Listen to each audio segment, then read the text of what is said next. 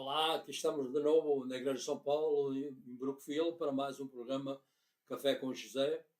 O meu nome é José Bernardo e aqui desta congregação, que sou membro há cerca de 25 anos, fazemos estes vídeos desde o ano 2018, portanto vamos no nosso 9º ano de existência.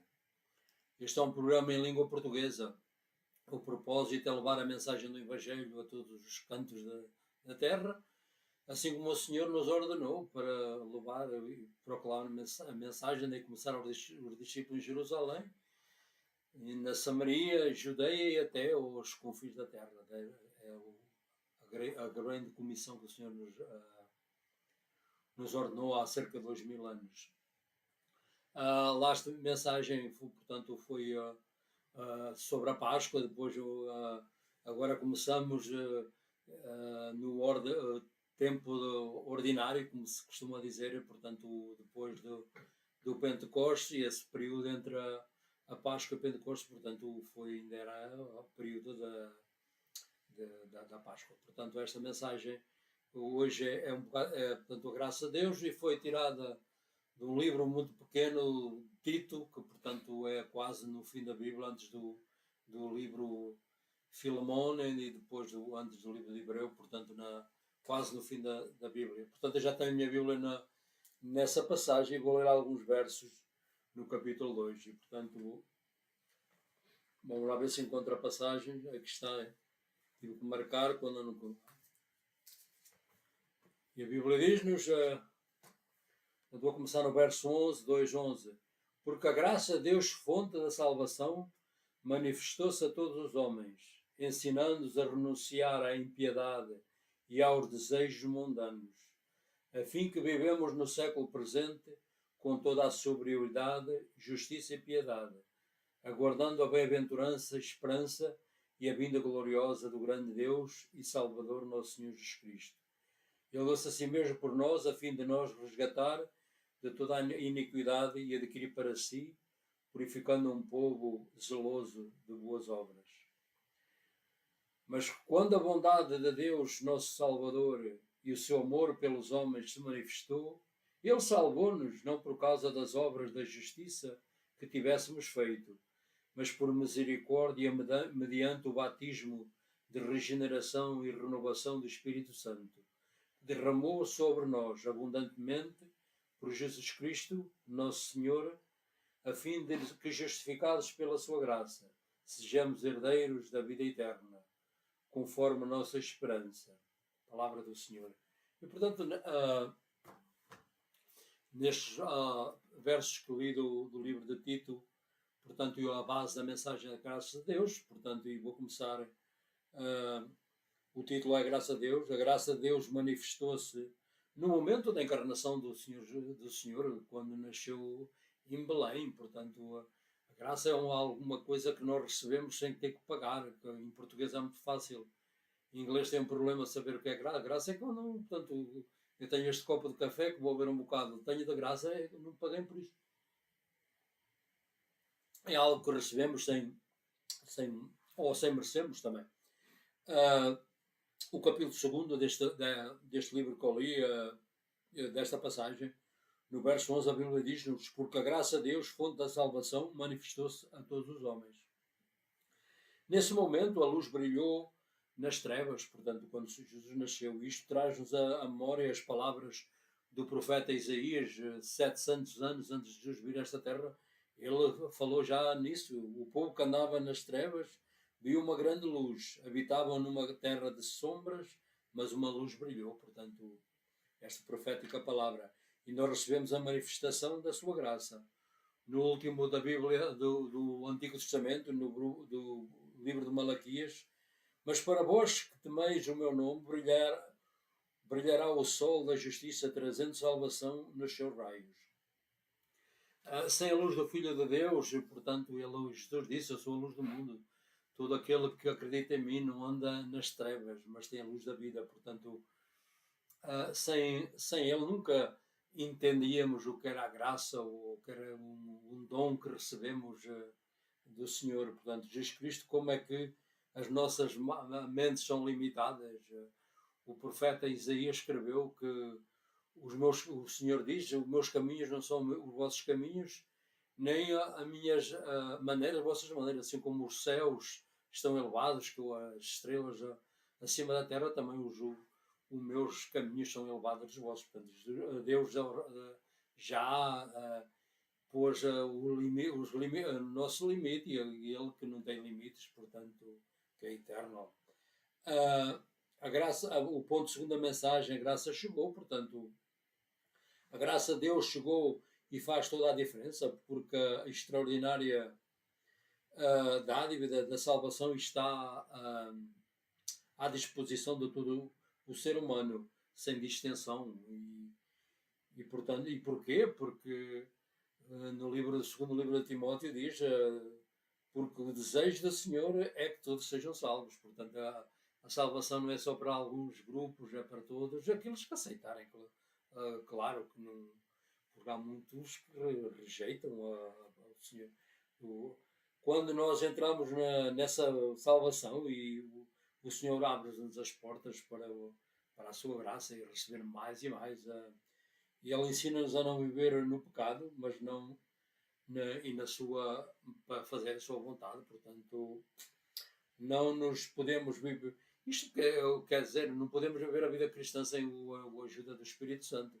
É por isso é que o Senhor deu-nos o Espírito Santo para nos dar poder para vivermos a vida cristã. Sem Ele é uma tentativa em vão e nunca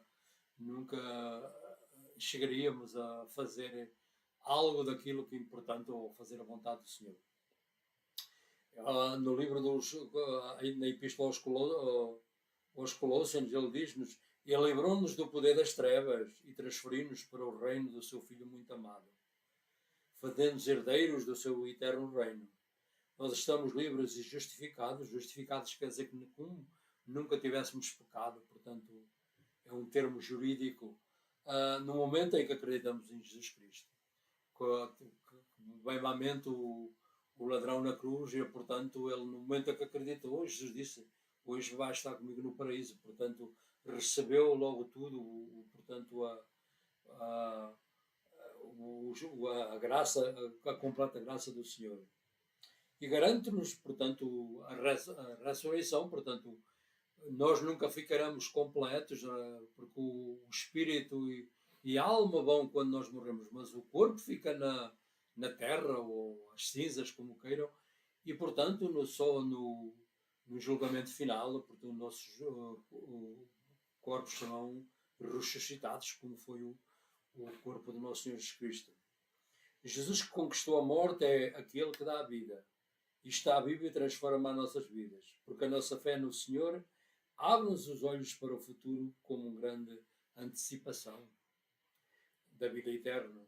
Jesus disse, outra promessa, é um verso muito que nos funerais e sobretudo quando na altura, portanto, também na altura da Páscoa, é muito, lemos muito nas leituras do Novo Testamento. Jesus disse: eu sou a ressurreição e a vida. Quem crê em mim, ainda que esteja morto, viverá. E todo aquele que vive e crê em mim nunca morrerá. Crês tu nisto? Portanto, isto é uma pergunta, foi exatamente a pergunta que Jesus fez a Marta, a irmã do Lázaro, e a sua irmã Maria, que, portanto, quando Jesus ressuscitou Lázaro, já estava há 4 dias morto, e, portanto, Jesus disse: eu sou a ressurreição e a vida. E eu depois disse a Marta se acreditava, ela disse que sim. Também é uma pergunta para nós. Se não acreditamos na ressurreição, nunca vamos salvos, porque faz parte do Evangelho. A morte, o nascimento, a morte e a ressurreição e a ascensão do Senhor ao céu. Portanto, isto é os mistérios do Evangelho.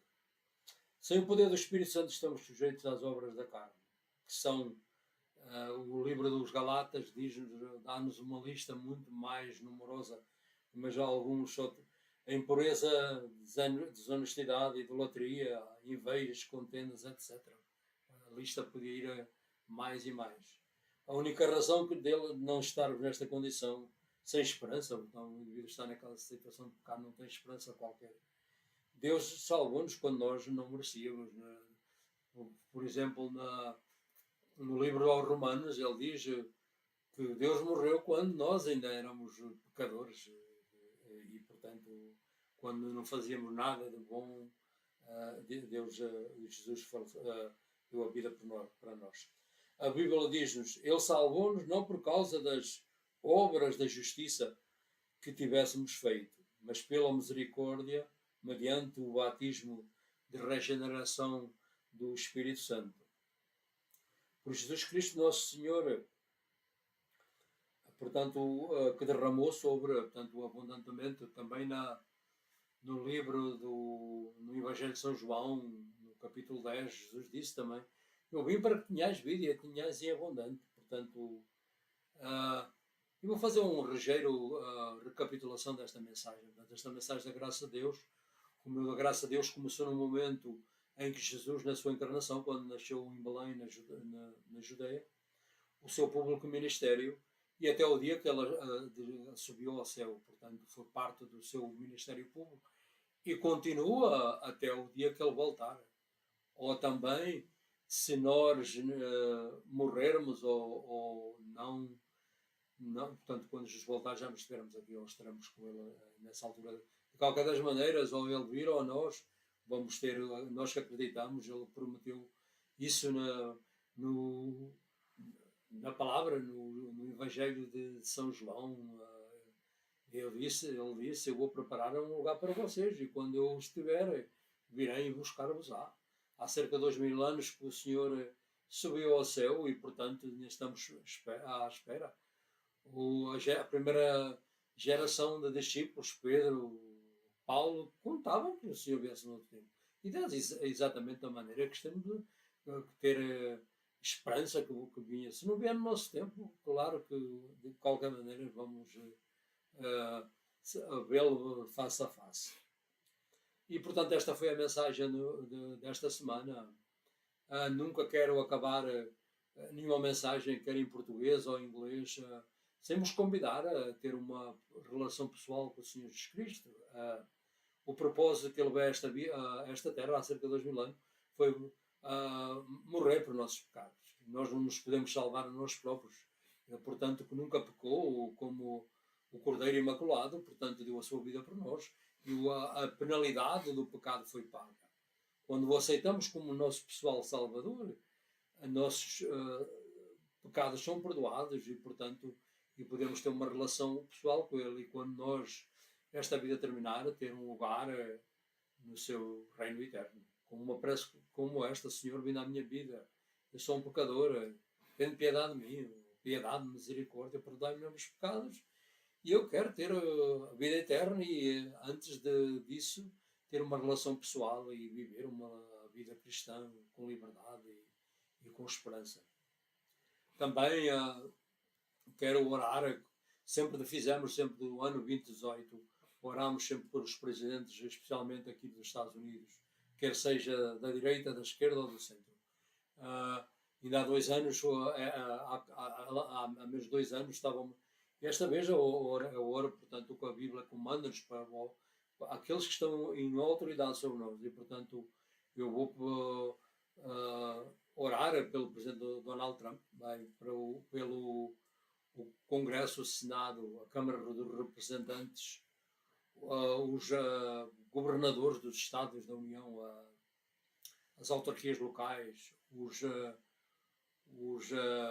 presidentes das câmaras municipais e dos pequenos municípios, a polícia, bombeiros, pessoal de emergências que trabalham em hospitais, estes que, sobretudo, põem a sua vida em risco todos os dias para o bem da comunidade, para o bem do nosso bem. Que Deus os proteja no seu dia-a-dia, lhe dê coragem para conseguir e, portanto, que tenham fé e portanto, no seu dia-a-dia, que Deus os proteja na sua divina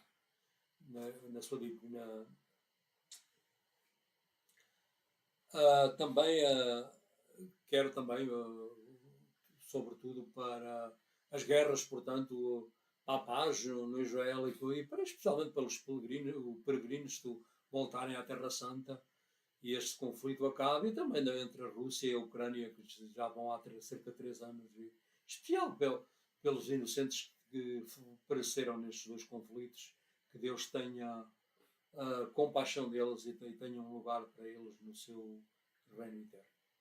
E por isso, portanto, esta foi a mensagem desta semana. Até à próxima semana, que Deus vos abençoe, em nome do Pai, do Filho e do Espírito Santo. Amém.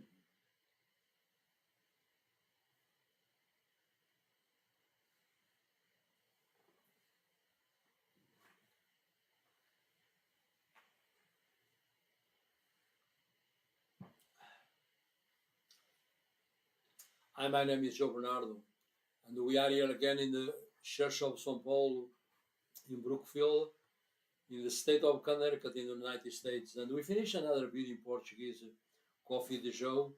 We started in 2018 this program in Portuguese and English. The purpose is to take the message of the gospel, and we use internet and the other means to reach people, wherever they are, or whatever.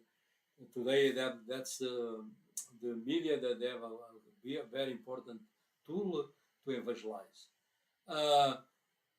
So we are about in our 9th year, and my name is Joe Bernardo, and I am a member of this congregation close to almost a quarter century. And it's a privilege to use by the Lord, me and the David is close in the video, and it's a long run already, and I pray the Lord keep us going until he tells us to stop. So that's why we do this. The last message we talk about Easter, so the period of Easter stopped, ended a couple of weeks ago in the day of Pentecost, or the feast of the weeks of Shavuot in Hebrew. Was on the Holy Spirit was poured in the disciples, and it was the beginning of the church. And now we start in the period of they call ordinary time, and but always the Holy Spirit is moving powerful. This message this week was taken the small book of Titus, one small but very important, and a lot of special about the grace and how you become saved and how you receive that without earning and without or deserve it. So that's exactly the word grace, the meaning of the word. So I'm going to read a few verses of the second chapter of the book of Titus.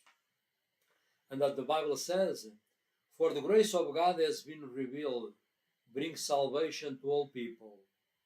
Once we too are foolish and disobedient, we are misled by others and become slaves of many wicked and evil pleasures. Our lives are full of evil and envy. We hate others and they hate us. But then God, our Savior, showed us His kindness and love. He saved us," here he goes, "not because of good things we did, but because of His mercy. He washed away our sins and gave us a new life through the Holy Spirit. He generously poured out the Spirit upon us because of what Christ our Savior did. He declared us not guilty because of His great kindness." The word of the Lord. So it's a few verses. This chapter second is about grace. And exactly the title of the message of this week is God's grace.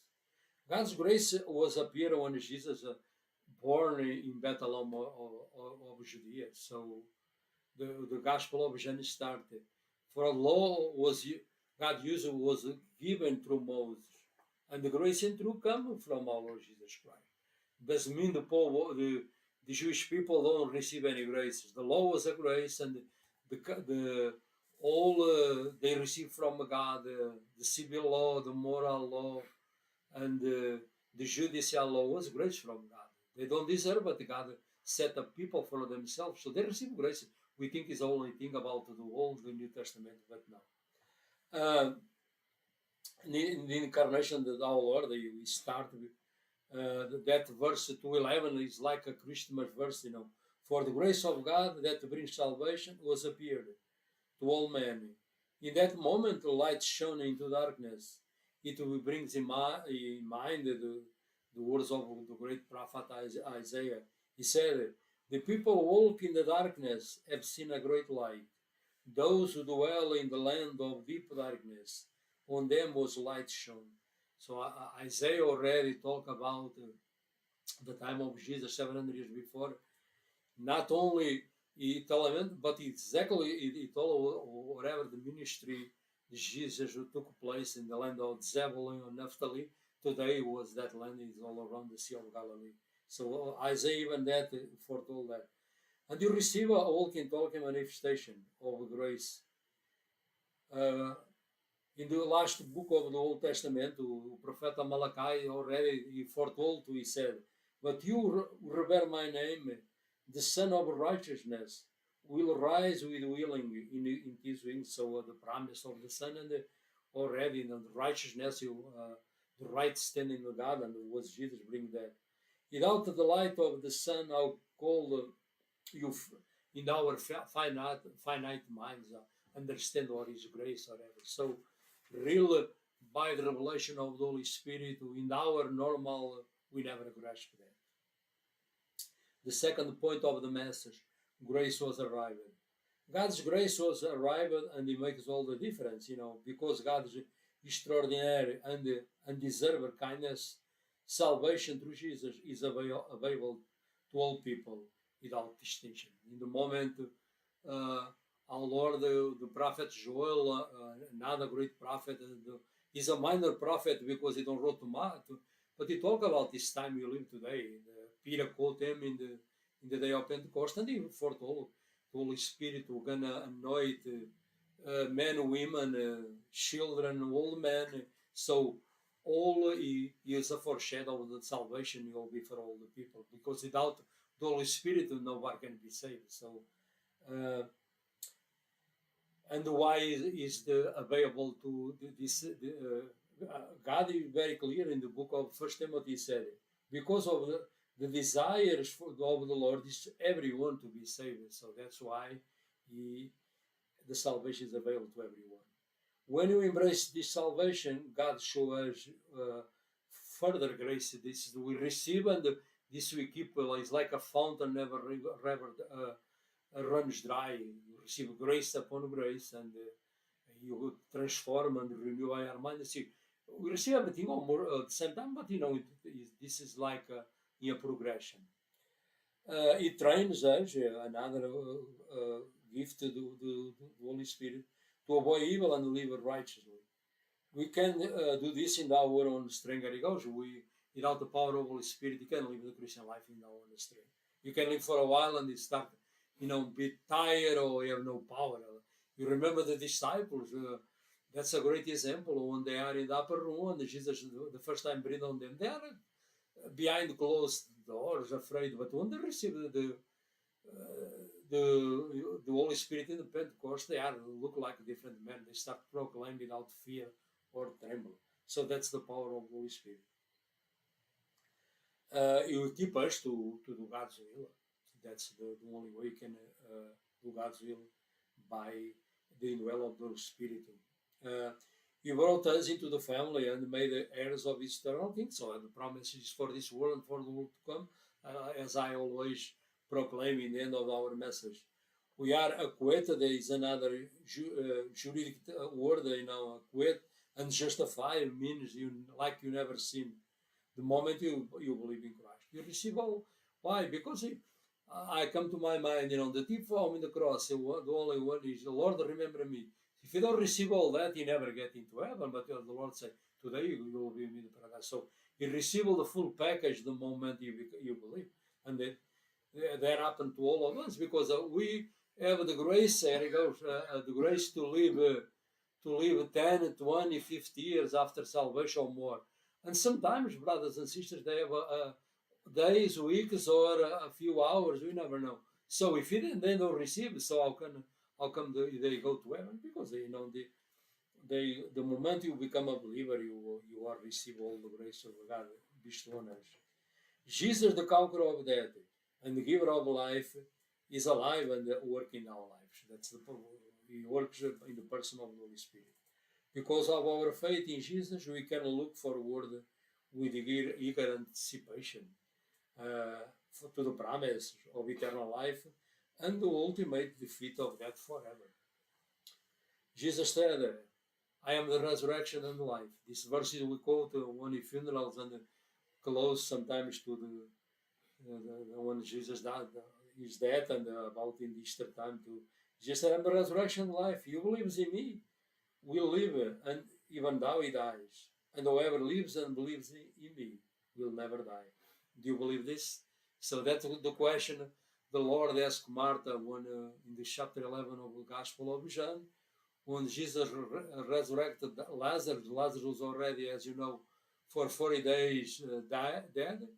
And Jesus, when Martha said, Lord, if you are in my brother never die. Jesus said, no, I'm going to do something about it.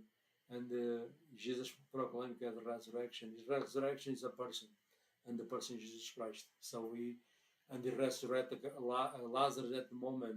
And if you believe, the resurrection is part of the gospel. A lot of people say don't believe resurrection. No, resurrection, you can be a believer because the life, that resurrection is part of the gospel. You can have one with the other. To make like to conclude or like a recapitulation of it. Without Jesus, every one of us are foolish and disobedient. Apart from the Holy Spirit, renewal influence, we stay malice, envious, and hateful. The list goes in the chapter 6 of Galatians. It goes on and the only reason we are no longer in this hopeless condition is that God saved us when we did not deserve it. The book of Romans said that Christ died for our sinners when we still sinners, so we did nothing good in this condition, and the Lord died for us. He did not save us like the last part of the message of the second chapter of Titus because of the good things we did, because our works. There he goes. He did not save us because of our good deeds. Titus said in this book, but then God, our Savior, showed us kindness and love. He saved us not because of the good things we did, but because of His mercy, and He washed away our sins, and He gave us a new life through the Holy Spirit. Jesus also said in the Gospel of John 10, He said, I come for you to have life. What a life? Life in the Spirit. And eternal life starts in this earth, and was the big difference, all the kings of this earth always was people conquer to taking life. The Roman Empire was the empire when Jesus came 2,000 years ago. How they conquer people, and they kill and they take life. Jesus he reversed all the situation. He come and give us life. To give us life, the only way was He give his life. And so He give him a life. Don't take life, but give life. Include He give His life for us when he shed His blood on the cross. And then this was the message of this week. I never finish any message without invite you to have a personal relation and a message of salvation. Always I mention Jesus, the purpose He came about 2,000 years ago to save us. We can save ourselves, mankind. Even if I can die on the cross because I'm in the full condition, so I can atone for nobody. Jesus was like a Lamb of God without spot or blemish, and that's why He was God and man. That's why He can atone for our sins. And by His precious blood, He atoned for us in the cross, and He paid the debt in full. That's the words He said in the cross. It's finished. The job done. And if you place our faith in that, then there's came we always you gotta repent. Lord, forgive my sins. Have mercy on me. And I want to have a personal relationship with you in this life. And this life, know, this life in this earth is so is temporary. You never know when it ends. And after that come judgment, and if you believe on Him, you pass from judgment or condemnation to have a place in this eternal kingdom. Also, since you did it, we start in 2018, although you pray for the people who exercise authority over us. What doesn't matter the president who is left, right, or center. Always we start praying for the president of the United States, Donald Trump. Lord bless him and give him wisdom and insight and protect him and lead him to govern this nation. It's a tough job and demanding, and we should pray for him, not to criticize. I pray special for the Congress, the House of Representatives, Senate, the governors of the states, the House of Representatives, the Supreme Court, the mayors of the cities, the first elect men, the small towns, and the police, firefighters, those that work in the emergency room, doctors, and those real exercise not only authority, but they put their lives in the like police, firefighter, in to the community, for us, to our well-being. So the Lord protect them in their daily work. Also, I pray for these conflicts. They go from the first one in Ukraine more than 3 years. Lord, I pray for peace there, and especially you have mercy on those the innocents that die in this conflict. The Lord be merciful to them. I have a place eternally, and for the nation of Israel for peace. And I pray for the Prime Minister Benjamin Netanyahu. Lord, again give him wisdom and insight.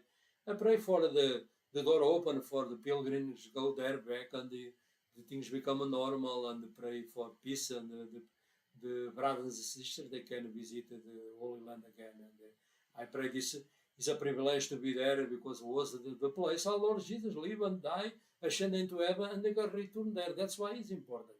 It's important for us as believers, and it's important for the Jewish people. And this was the message of this week.